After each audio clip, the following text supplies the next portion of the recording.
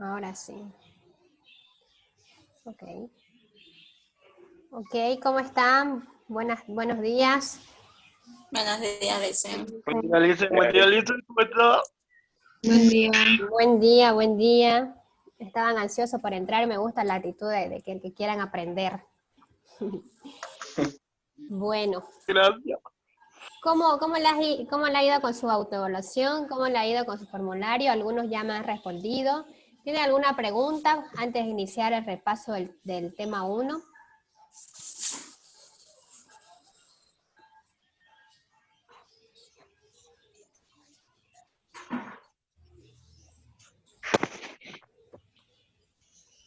Bueno, vayan poniendo en el chat, por favor, su nombre completo y presente como medio de verificación, ¿ya? Que han estado aquí. Vamos a empezar a repasar lo que es el tema 1, ¿ya?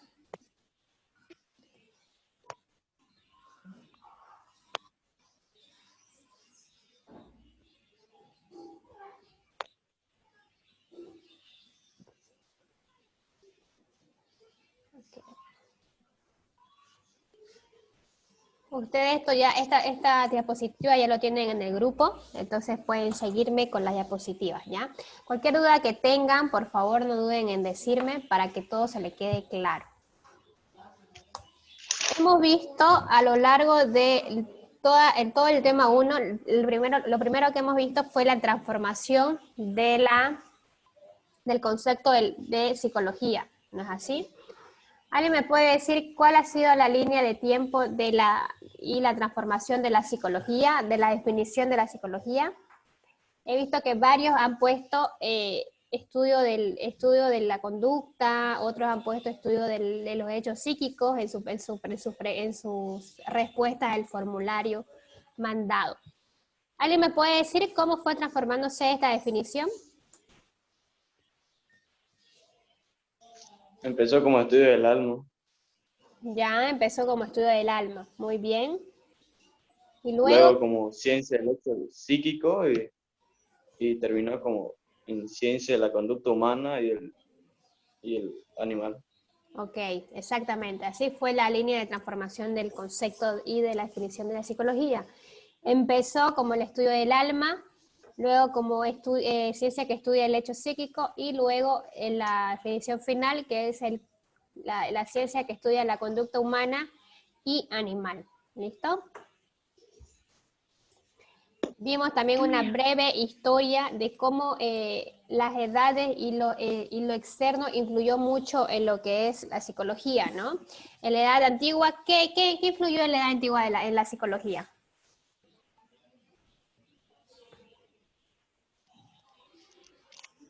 La religión. Estaba ligada con la filosofía. La filosofía, ¿ya? La filosofía fue la que estuvo influenciada porque nacimos de la filosofía y estuvo ligada a las reflexiones. O sea, que hacíamos un papel o un rol igual que la filosofía, pero basado en el alma. Entonces, en la edad antigua influyó mucho la filosofía, ya que nacimos de ella, ¿ya? En la edad media, ¿qué influyó? La religión. La religión, bien. En la edad moderna influyó que se estaba ya basando en la razón, ¿no? Ya estábamos teniendo un pensamiento más científico, ¿no es así? Ajá. Ok. Y en la edad contemporánea, ¿qué pasaba en la edad contemporánea? Para la Se psicología. creó el primer laboratorio experimental. Ok, se creó el primer laboratorio experimental por Wilhelm Wundt en Alemania, ¿no es así? Y empezamos a transformarnos en una ciencia que estudiaba hechos psíquicos o estudio del alma, en querer ser una ciencia científica, una ciencia comprobable, ¿no? Y para ello se fue creando teorías o corrientes que luego vimos, ¿no? La corriente conductista, la corriente humanista, la corriente cognitiva, la neuropsicología y todas las teorías que ayudaron a que esta ciencia de la psicología se convierta en científica y que hoy por hoy estemos nosotros estudiando psicología o estemos leyendo y aprendiendo de psicología. ¿Listo? Una de las corrientes más importantes y que tuvo mucha importancia en lo que hoy es la psicología y que hoy en día algunos aportes del conductismo se siguen utilizando. Es el conductismo creado por John Watson en Norteamérica en 1925. Esta corriente es la única corriente que se basa estrictamente en la conducta. Entonces, eso es lo que se puede diferenciar del conductismo, que el conductismo se basaba solamente en la conducta, ¿ya? Y que rechazaba toda explicación mentalista, todo esquema mental. Eso decía, nosotros los psicólogos no podemos estudiar eso, porque no podemos comprobarlo, no podemos verlo, y eso solamente entorpece nuestro hecho que querramos ser ciencia, nuestro hecho que querramos ser una ciencia científica y comprobable, ¿ya? El conductismo aportó dos teorías muy, muy importantes que luego se fue experimentando. El conductismo siguió haciendo experimentos como Wood, ¿no? El condicionamiento clásico y el condicionamiento instrumental u operante. Ya hemos visto el ejercicio, ¿no? Decía, el conductismo, con estos condicionamientos creados, decían que nosotros los seres humanos aprendemos de acuerdo si condicionamos características del medio ambiente, ¿ya? Como por ejemplo acá hay un condicionamiento. Está un estímulo incondicionado con una respuesta incondicionada. Una respuesta fisiológica es el hambre, ¿no? ¿Qué hacemos cuando hay comida? Supuestamente salivamos porque es una respuesta fisiológica. Y eso pasó con este perrito. Este perrito vio su comida y empezó a salivar automáticamente.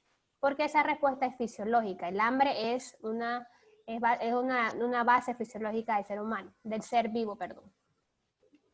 Luego empezó a tener este estímulo neutro, que es un silbato, y el perro no hacía nada, ni siquiera lo miraba, ni salivaba, ni nada, porque para él el silbato no correspondía a nada, era un estímulo que no significaba absolutamente nada.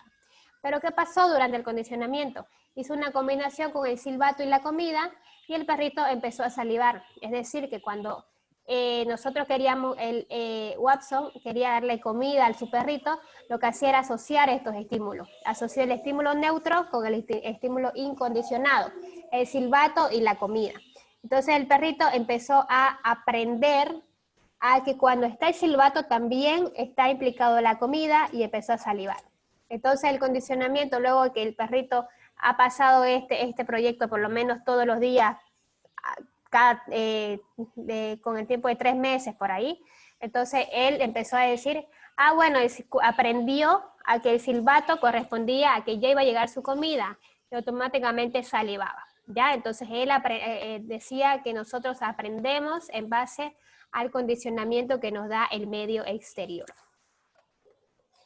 Y el conductismo, el condicionamiento instrumental u operante, que fue creado por Friedrich Skinner, dice lo mismo, es verdad. Nosotros tenemos un condicionamiento y aprendemos por condicionamiento.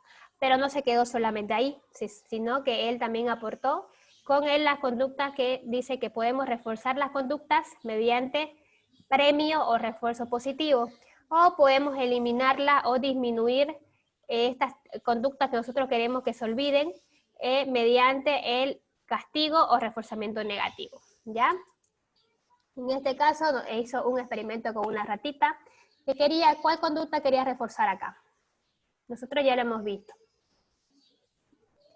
¿Qué conducta quería reforzar Skinner en esta ratita? ¿Qué conducta? De sumar el pulsador para pedir la comida. Exactamente. La conducta que quería Skinner que aprenda la ratita es que apriete el botón rojo o el pulsador antes que el distribuidor de alimento. O sea que quería que él aprenda a que hay un botón antes de la comida. Eso quería que aprenda, ¿ya? ¿Y cuál conducta quería eliminar? ¿O qué conducta quería disminuir en la ratita? Que vaya directo al distribuidor de alimentos. Exactamente. Esa era la conducta que quería debilitar y tenía un castigo. ¿Cuál era su castigo si es que él iba directo al distribuidor de alimentos? Lo electrificaba. El piso eléctrico. Exactamente. Ahora identifiquemos la conducta que quería reforzar Skinner en esta ratita o que la ratita aprenda era pulsar primero el botón rojo como pulsador. Y el premio que recibía la ratita por esta conducta aprendida, ¿cuál era? Comida. La comida, ¿no es así? Ese era su premio. Exactamente. Entonces, la investigación y el experimento de Skinner se basó mucho en el condicionamiento clásico, pero aumentó lo que son los reforzadores, negativo y positivo. ¿Los reforzadores positivos para qué sirven? Para mejorar las conductas. Para reforzar o para que una conducta se fortalezca, ¿no ves? Y el castigo o reforzamiento negativo, ¿para qué sirve? Para eliminarlas. Exactamente. ¿Listo? Entonces, ¿qué podemos hacer el conductismo? Que fue creado por Watson en Estados Unidos, que se basaba netamente en la conducta y que tiene dos aportes muy significativos, que son el condicionamiento clásico y el condicionamiento operante. ¿Listo? Luego viene la teoría de la Gestalt, ¿no? ¿Qué dice la teoría de la Gestalt?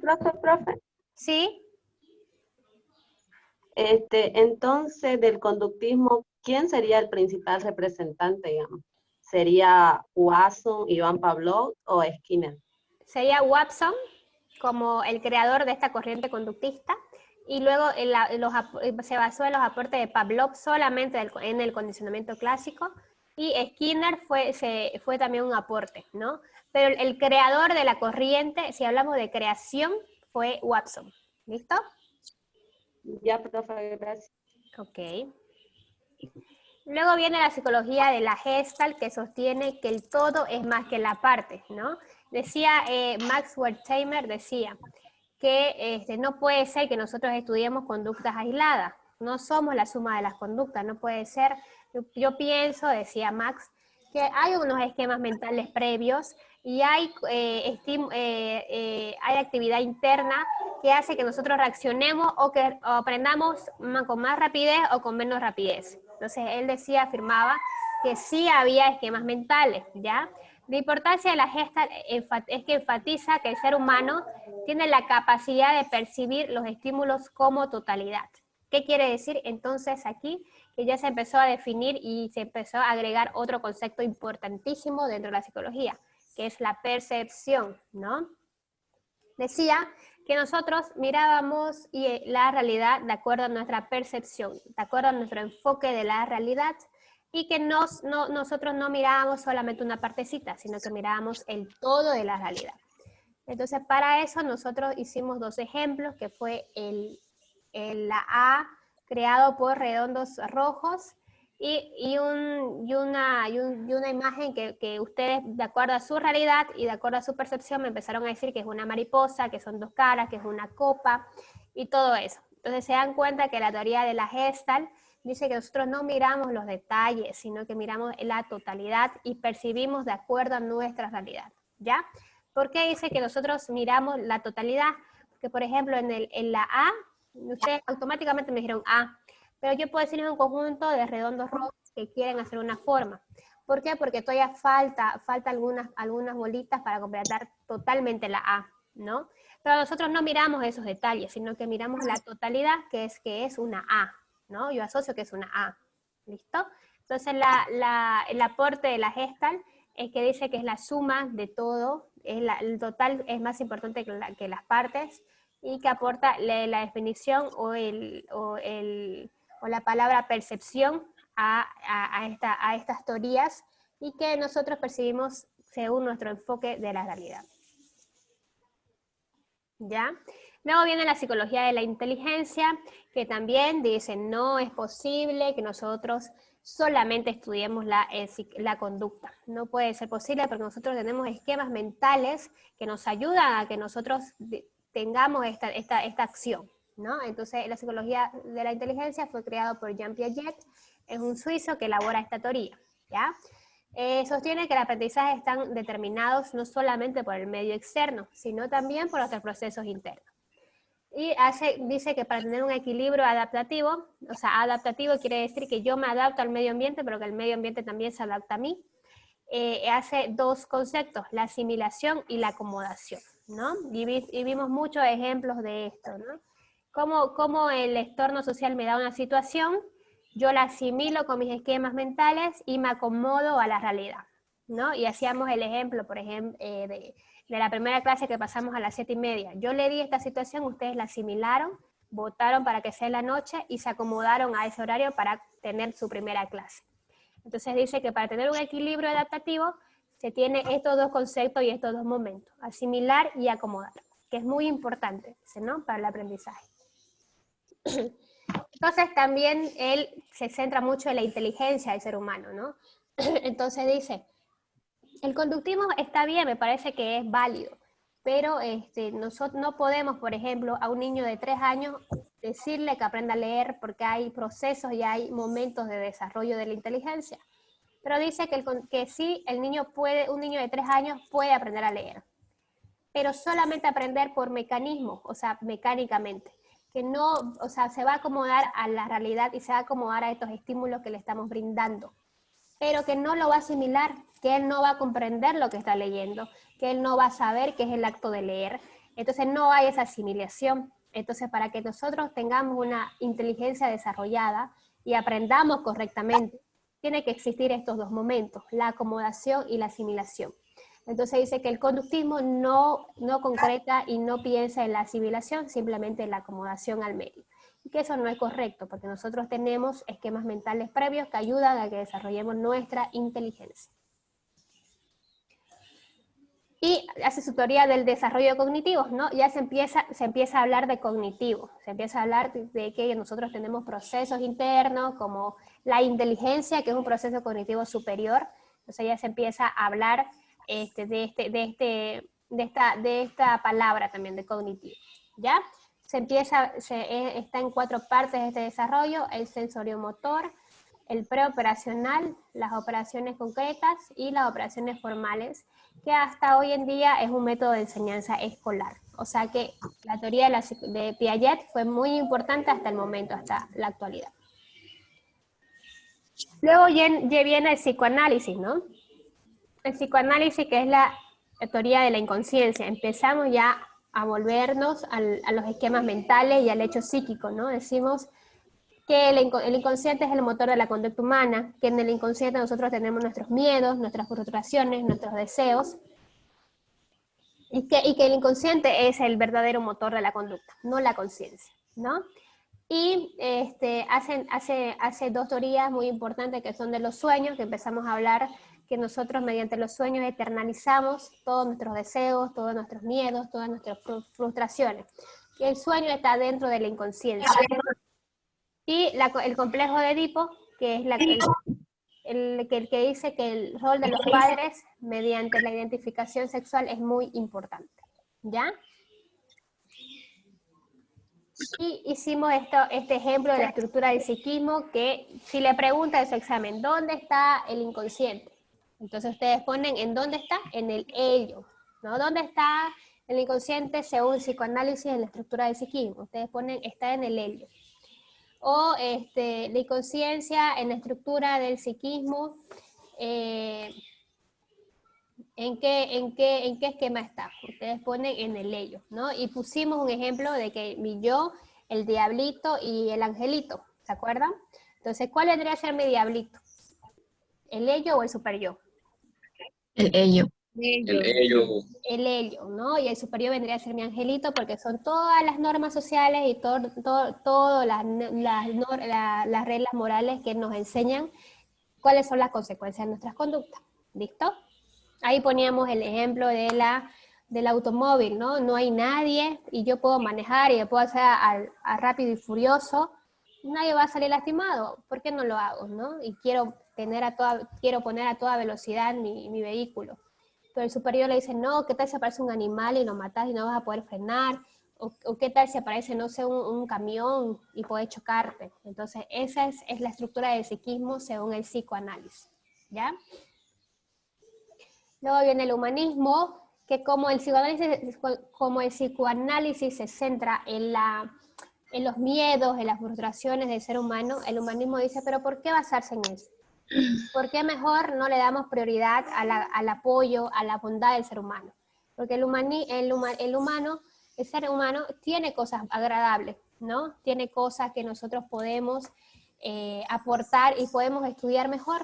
¿Por qué no nos centramos en las cosas positivas del ser humano? Entonces, esta corriente se basa mucho en las cosas y en las características positivas del ser humano. Y tiene tres investigadores o científicos que también aportan a esta teoría, ¿no? El Gordon Allport, George Kelly y Carl Rogers, ¿no? Empiezan a hablar de una autonomía funcional, que los motivos de hoy no son los motivos de ayer, que los constructos personales se atribuyen a la experiencia de la construcción personal, que quiere decir que nosotros construimos nuestra definición o nuestra percepción de acuerdo a nuestras experiencias. Y Carl Rogers empieza a hablar de salud mental, ¿no? Y empieza a hablar de criminalidad también, es algo que aporta también Carl Rogers en esta corriente humanista.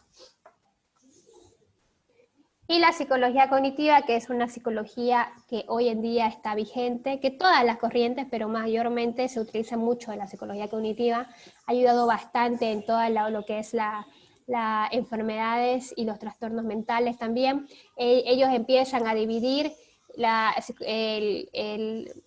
los procesos cognitivos superiores básicos. Entonces todo esto está ligado a eso. ¿Ya? Ustedes, los que van a estudiar psicología, van a estudiar mucho lo que es psicología cognitiva porque es una base importante, ¿ya? Esta corriente está influenciada en los desarrollos de los ordenadores, entonces esta corriente está influenciada en la creación de las computadoras, de las tablets, de todos los ordenadores que hay hoy en día, ¿no? Y dice que la personalidad es definida desde el punto de vista de los conceptos y creencias que nosotros tenemos. Entonces, hay personas que tienen creencias muy cerradas, entonces eso, de acuerdo a las creencias, se va a basar mi personalidad. Eso es lo que dice la psicología cognitiva. Y la gente sostiene y las maneras que tienen de procesar la información y elaborar explicaciones para los acontecimientos.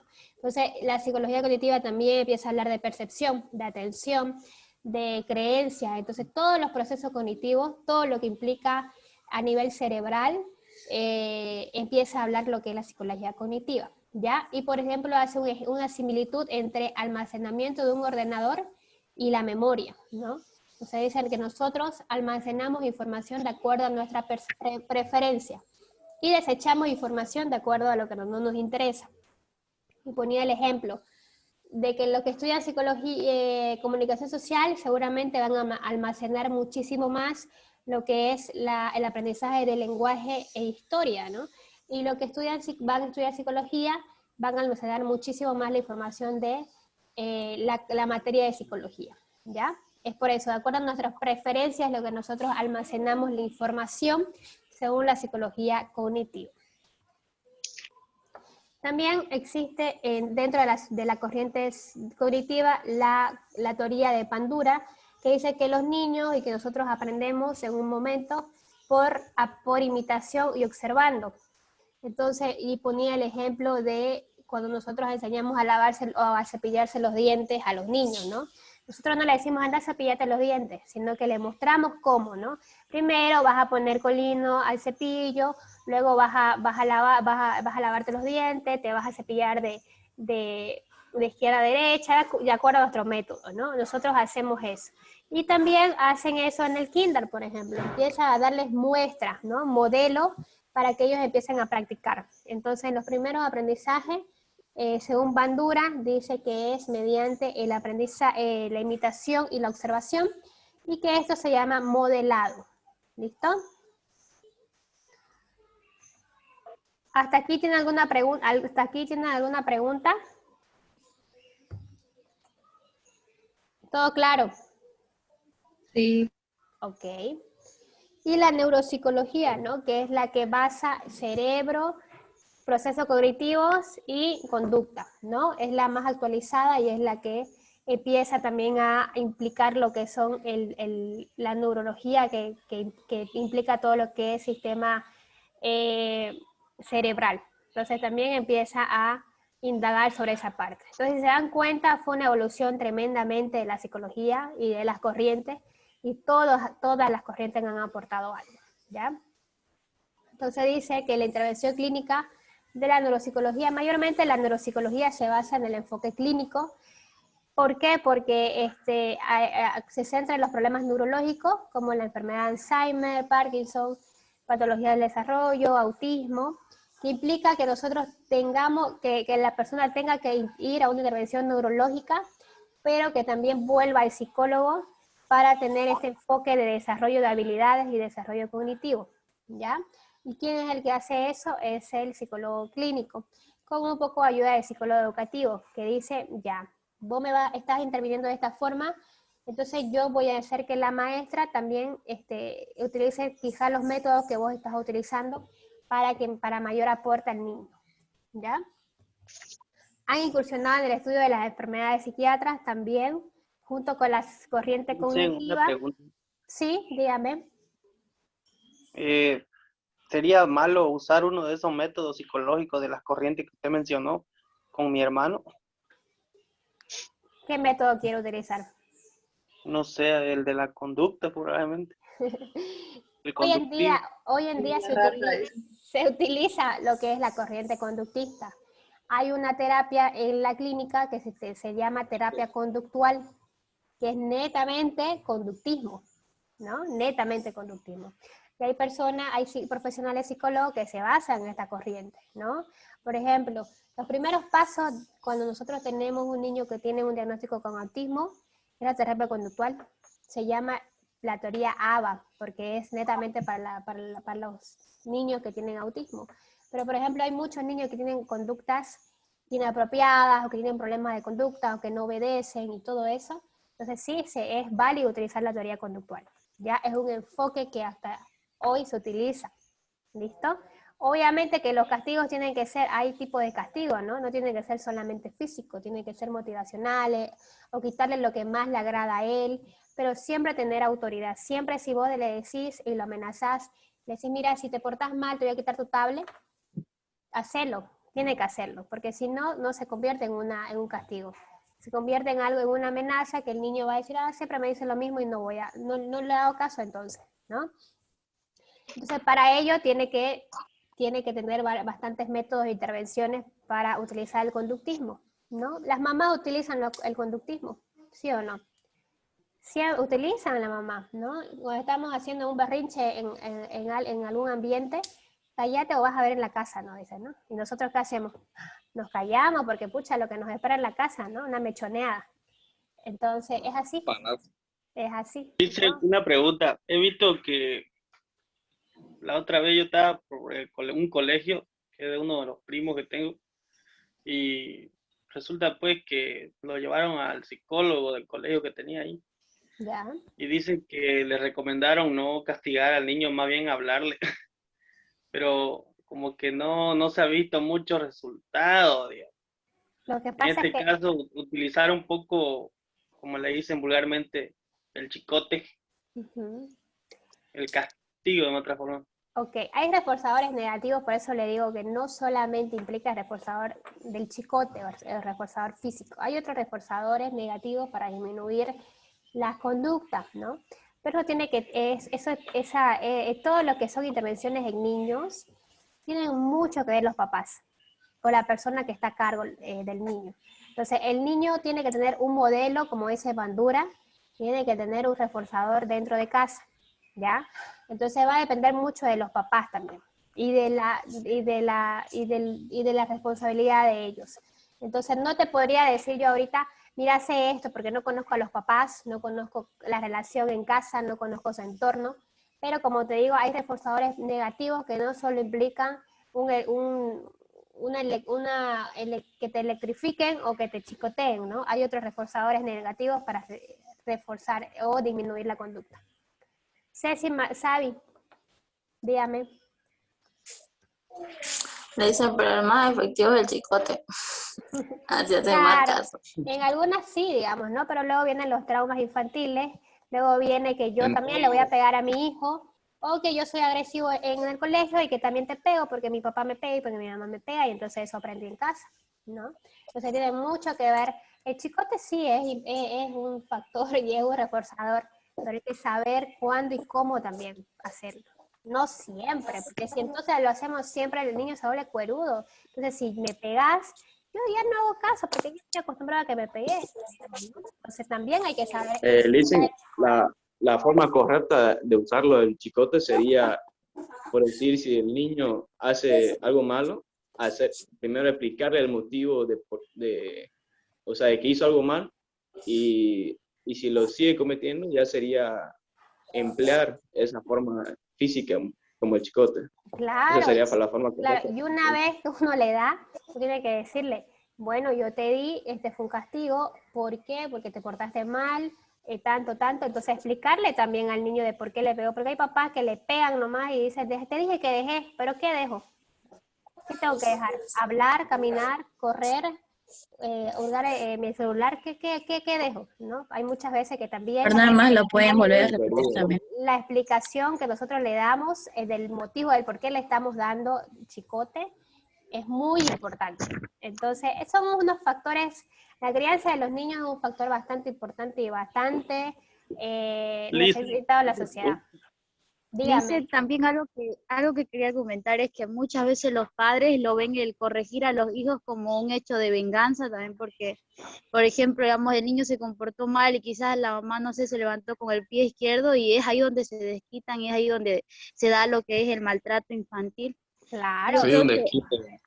Claro. Ajá, es como una venganza, digamos, un desquite, pero yo creo que lo más correcto sería que ver la causa primero del por qué íbamos a hablar con el niño y decirle, o tener una socialización, una comunicación y decirle, ¿por qué estás así? O ver, y el niño, los niños se desplazan, ellos Claro. pueden hablar, también pueden expresar, y debido a eso ya el padre se puede enfocar, quizás puede ser una falencia del padre, o quizás pueda haber algo.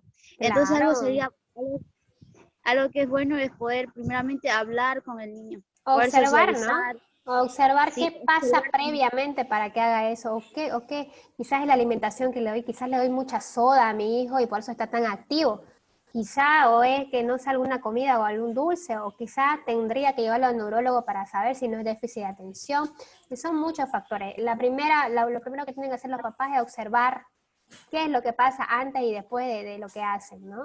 Luego es hablar con el niño en caso que ya tenga alrededor de 5 o 4 años, y como dice un compañero, que se le explique el por qué lo va a castigar, cuando lo castiga también, por qué se le explica también, ¿ya? Bueno, ¿seguimos o tienen quieren aportar Sí, más sí. acerca de este tema? ¿Puedo utilizar el conductismo, la primer método del silbato con mi perro? Puede utilizar si quiere, ¿no? Haga la prueba y diga y nos avisa cómo le va. Profe, Dígame. ¿quién creó la neurología, la corriente? La corriente es No, no era. Ajá. es un popurrí de científicos cognitivos y neuropsicólogos, ¿ya?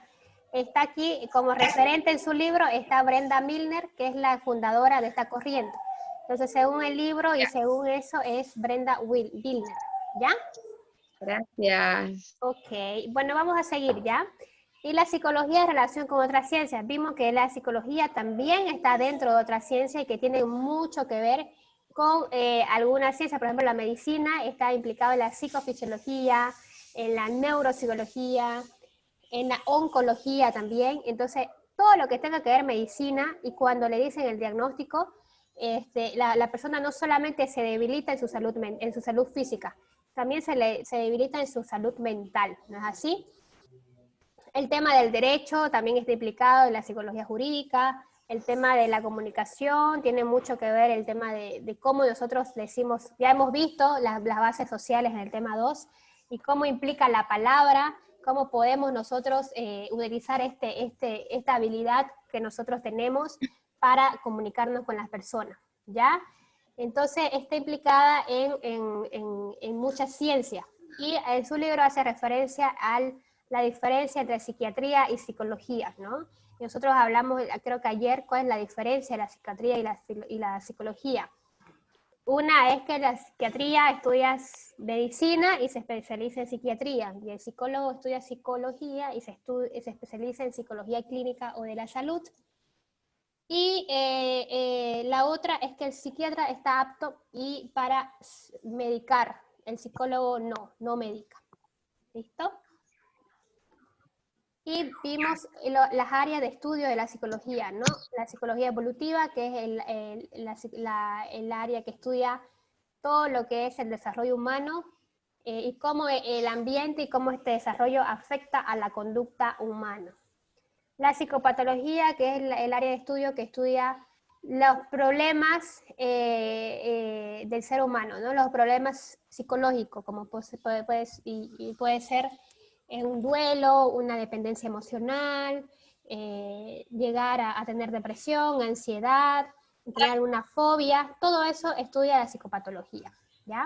Y también te plantea técnicas e intervenciones para aliviar estos problemas existenciales o psicológicos. Y la psicofisiología, que implica todo lo que vimos en la base fisiológica del tema 2, que dice que los cambios orgánicos también tienen mucho que ver con los acontecimientos psicológicos del ser humano. ¿Listo? Y habíamos hablado acá, por ejemplo, si a mí me dicen que tengo cáncer, ¿cómo lo voy a tomar? ¿No? ¿Será que me voy a poner triste? ¿Será que voy a poder voy a querer una orientación? ¿Será que voy a tener una psicoeducación? ¿Cómo lo va a tomar mi familia? ¿Será que la va a afectar a mi familia? Entonces ahí nosotros entramos, ¿ya? Cuando le dicen, usted tiene VIH-Sida, ¿no? Entonces, cuando por ejemplo dice, usted tiene COVID, ¿no? Ahí nosotros decimos, wow, entonces nosotros entramos. A los cuidadores también, ¿no? Mi mamá tiene COVID y estoy sola con ella y tengo que ir a trabajar, tengo que atenderla, no sé qué hacer, y empieza a tener un estrés. Entonces, la psicofisiología tiene mucho que ver con eso, ¿ya? La psicología social, que estudia el tema de las organizaciones de los grupos y las masas, la interrelación entre los seres humanos, las influencias sociales, la forma de liderazgo y otros. Ya hemos visto también en las bases sociales un poquito más de esto, que por qué es importante estudiar la psicología social. Innatamente nosotros somos seres sociales, ¿no? Nacemos en un grupo social que es la familia, entonces está ahí, entonces la psicología social empieza a investigar, a analizar y a indagar acerca de esta parte del ser humano. Y la psicología animal, que se origina en la teoría de la evolución de Darwin y estudia todo lo que implica los experimentos animales que a lo largo de la psicología ha hecho, y que también los animales nos pueden ayudar como coterapeuta o nos pueden ayudar en algunas intervenciones porque tienen un coeficiente intelectual medianamente alto. Por ejemplo, el perrito, el gatito, los caballos, ¿no? Entonces, todo eso implica lo que es la psicología animal. Esa área de estudio también es muy importante, ¿ya? Ahora vamos a volver a entrar, por favor, porque ya tenemos solo 2 minutitos para que volvamos a reforzar y ya hagamos las últimas preguntas del tema 1, ¿ya? Volvamos a entrar, por favor. Ya,